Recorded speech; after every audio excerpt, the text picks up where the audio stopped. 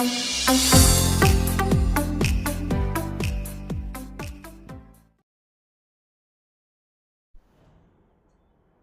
दोस्तों, नमस्कार। आप देख रहे हैं रुद्र एजुकेशन जोन अपने मित्र गौरव के साथ।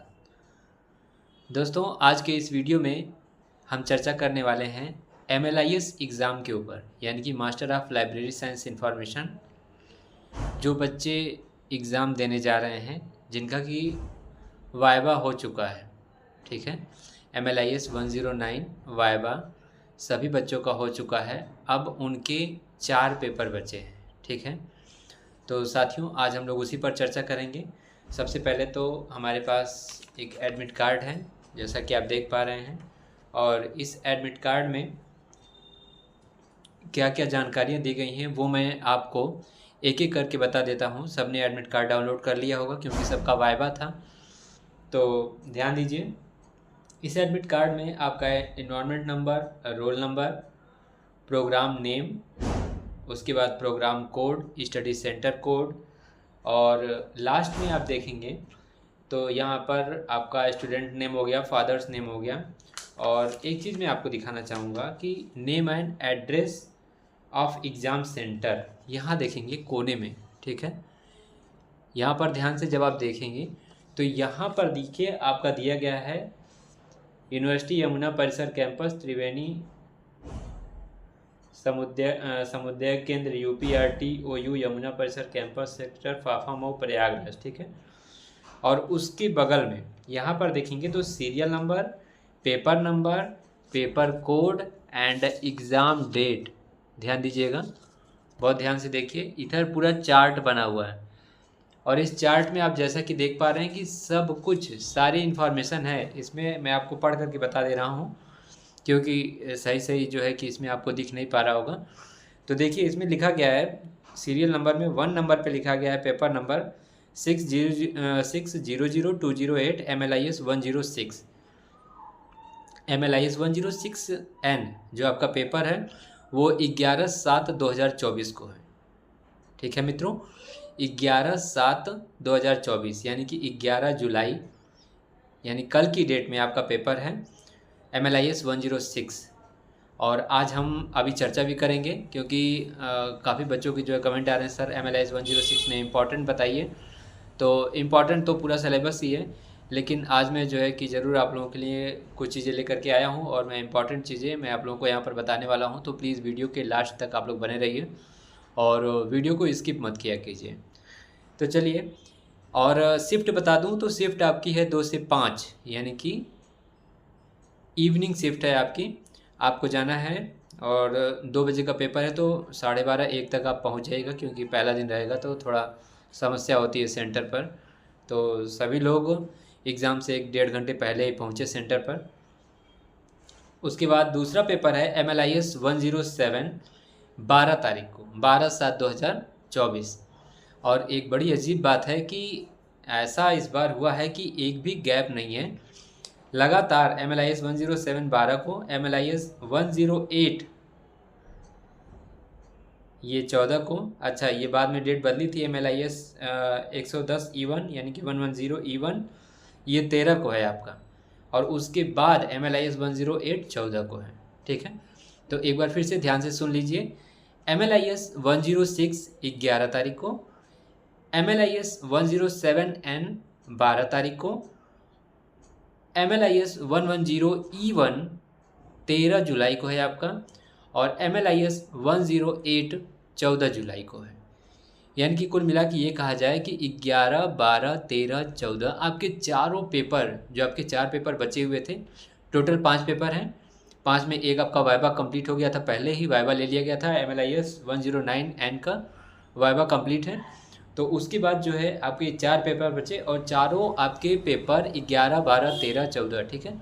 तो इस चीज़ को आपको ध्यान रखना है और ध्यान रखते हुए आपको तैयारी भी करना है। और साथ में जो आपका पहला पेपर है MLIS 106, उसके विषय में हम लोग चर्चा कर लेते हैं और उसमें कुछ इम्पॉर्टेंट भी हैं, मैं आप लोगों को यहाँ पर बताना चाहूँगा। देखिए, सबसे पहले तो इसमें आपको MLIS 106 जो है आपका, MLIS 106 जो आपका पेपर कोड है, ये 11 तारीख को है इवनिंग शिफ्ट में। इसमें क्या पढ़ना है ध्यान दीजिएगा आप लोग थोड़ा सा। इसमें आप देखिए वैसे तो सब इम्पॉर्टेंट है, लेकिन ध्यान दीजिएगा जो मेन है इम्पॉर्टेंट उसमें मैं चर्चा कर दे रहा हूँ। श्रृंखला अनुक्रमणीकरण, चैन इंडेक्सिंग, एक बार ध्यान से पढ़ लीजिएगा। और जो आपने असाइनमेंट लिखा है, असाइनमेंट पेपर आपके मोबाइल में PDF डाउनलोड होगा, उसको ज़रूर एक बार खोल करके और क्वेश्चंस ज़रूर देख लीजिएगा कि किस टाइप के क्वेश्चंस असाइनमेंट पेपर में पूछे गए हैं, क्योंकि उससे भी काफ़ी मदद मिलती है छात्रों को। पॉप्सी एक बार देख लीजिएगा, प्रेसिस देख लीजिएगा, precious preserved context index system, समन्वित अनुक्रमणीकरण, कंप्यूटर सहायक अनुक्रमणीकरण। और उसके बाद जो है सेकंड चैप्टर में आप ध्यान से देखिएगा DDC DV decimal classification, UDC universal decimal classification and colon classification. ठीक है, ये करना क्या है कि इसमें आपका प्रैक्टिकल नहीं है। इसके बाद जो 107 है वो प्रैक्टिकल है, MLIS 107। इसमें आपको क्या करना है कि इसमें आपको केवल थ्योरी पढ़नी है। ठीक है, तो इस चीज़ को ध्यान दीजिएगा और थ्योरी इसमें पढ़ लीजिएगा। DDC क्या है, इसका विकास कब हुआ, ठीक है, ये सारी चीज़ इसमें होंगी। उसी तरह UDC है, कोलन क्लासिफिकेशन है। थिसारस के विषय में ज़रूर ध्यान से पढ़िएगा। एक question long answers type question में ज़रूर आएगा थिसारस को लेकर के।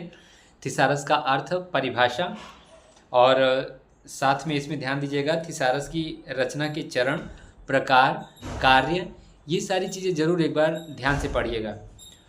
और इसके बाद मैं बात कर लूँ, एक तो स्वचालित थिसारस है, इसको ध्यान दीजिएगा, ये शॉर्ट वाले में पूछा जा सकता है। स्वचालित थिसारस क्या है? ग्रंथपरक विवरण हेतु मानक, इसमें आप ISBD international standard bibliography description, international standard bibliography description, इसको ध्यान से पढ़िएगा। उसके बाद AACR, इसको भी ध्यान से। मानक अंक क्या है देख लीजिएगा, मानक अंक क्या है पूछा जा सकता है शॉर्ट में। ग्रंथपरक अभिलेख प्रारूप क्या है? मशीन पठनीय अभिलेख प्रारूप शॉर्ट में पूछा जा सकता है, इसको ध्यान से थोड़ा सा देख लीजिएगा। मशीन पठनीय अभिलेख प्रारूप, मशीन रीडेबल कैटलॉग है। मार्क क्या है ये देख लीजिएगा। उसके साथ साथ US मार्क और UK मार्क, यूनी मार्क, ये सब देख लीजिएगा। CCF क्या है? Common communication format, CCF।